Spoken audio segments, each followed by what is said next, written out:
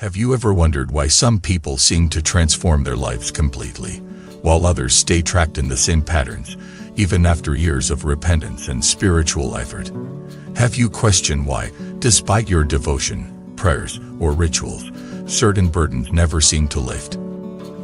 Welcome back to our channel, the space where we dive into the deeper layers of life, consciousness, and spiritual growth. Today, we're exploring something that might radically shift the way you approach your inner practice and healing journey. We're going to talk about the power of making a vow, a sacred intention, and why, in many cases, it is far more transformative than mere repentance. Repentance has its place. It's an acknowledgement of past mistakes, a cleansing process that allows us to move forward. But for many, repentance becomes a cycle. They cry, confess, vow, and beg for months, years, sometimes decades, yet their circumstances remain unchanged. Because clearing the past without building a future is like wiping a slate clean but never writing anything new on it. Vow is different. Vow is an energetic declaration to the universe. It's not just about removing old karma. It's about planting the seeds for new destiny. It's not just looking back, it's stepping forward with purpose. And that, dear viewer, is the essence of spiritual momentum. Let's go back to a story that illustrates this principle vividly. Here was a man who had endured a life full of hardship, orphaned as a child, raised by indifferent relatives, plagued by chronic illness, and burdened with a string of failed relationships and career setbacks. In his desperation, he turned to spiritual practice. He lit incense, he recited mantras, he went on pilgrimages, and most of all, he repented every single day for the wrongs he thought he had committed, whether in this life or past ones. Years passed, and while his heart softened and his understanding deepened, the tangible suffering in his life persisted, until one day, during a retreat, a monk shared a teaching that shook him. Repentance washes away dirt, but vows build the path. If you keep washing the same place, but never walk forward, how far can you go? At night, for the first time, he made a vow not just to suffer less, but to serve more, not just to escape pain, but to bring light to others. He vowed to uplift lives through whatever means he had. That simple shift and internal reorientation became the turning point. He began volunteering, sharing his story, teaching others how to navigate their pain. Within years, his health improved, his relationships stabilized, and a quiet joy returned to his life. He no longer chased miracles, he became one. That's the power of vow.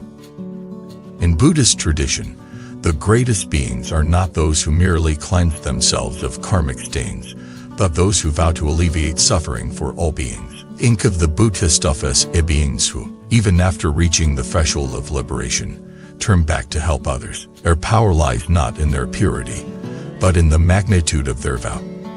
The famous vow of Buddhistpractice is a prime example. Until the hells are empty, I will not become a Buddha. It's a vow of infinite compassion, not just self-purification. And because of that vow, the energy of Buddhistpractice continues to ripple across space and time, offering refuge to countless beings. Vow is not a casual wish. It's not "I hope things get better." It is a soul-level commitment. It is you standing before the infinite and saying, "I will do this, no matter what." And in that moment, the universe shifts to support you. There is a saying in the sutras, vows surpass karma. This means that while karma may shape your past and present, a powerful vow can rewrite your future. Because vows tap into your deepest will, the same will that gives birth to worlds. When you vow, you are no longer a victim of life's tides. You become a force within them. But what makes a vow real? A vow is not measured by its grandeur, but by its sincerity and sustainability. You don't need to vow to save the entire world, though you could. You could simply vow to bring peace to one person a day, to speak kindly when you want to shout, to offer silence when gossip rises, to forgive where grudges fester. These small vows, repeated and honored, become immense. Like props carving stone, they shape your soul. In the Sutra of the Past Vows of Restored Buddhistpractice, it is said that even the smallest vow, made with deep intention, echoes across lifetimes, because in that moment of sincerity, Your being aligns with truth, and truth always expands. And he asks, what if I can keep my vow? The answer is try anyway. The point is not perfection. The point is direction. We'll falter, we'll forget, we'll fall. But with each return to your vow, you refine it, you grow it, make it real. The journey of spiritual practice is not about never failing. It's about never giving up. And here's the beautiful paradox. When you make a vow for others, you are healed too. When you vow to be a source of peace, you become peace. When you vow to offer compassion, your own heart is softened. The vow becomes the mirror, and in it, your highest self emerges.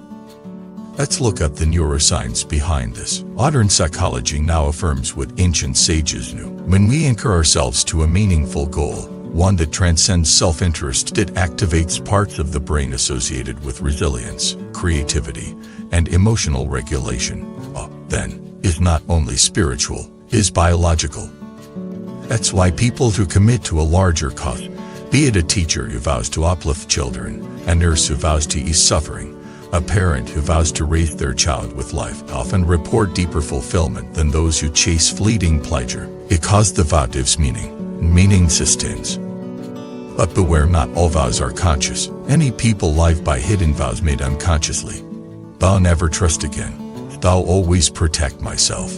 Nigh not worthy of love. These two are vows, and they shape your life. The key is to bring your vows into awareness. Choose them, speak them, of them. Start today, not by waiting for the perfect moment or the perfect words. Start with your breath. Ask yourself, what am I willing to commit to, and not just for me, but for the world? What value do I want my life to stand for?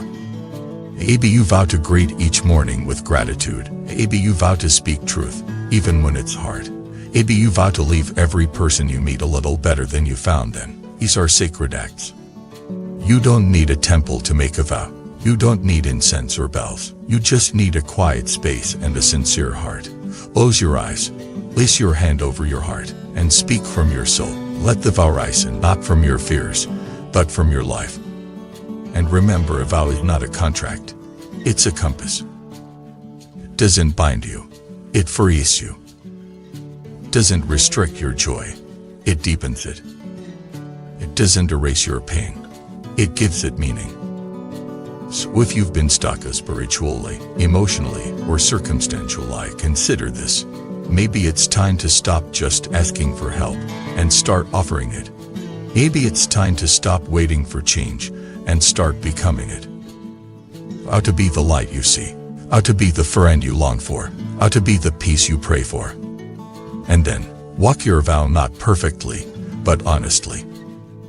The world needs more people who are clear in their intention. Act not from ego, but from essence. Rise not for applause, but for alignment.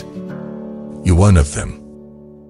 Thank you for watching this video. May your vow be strong, your path be clear, and your heart be unwavering. We'll see you in the next one.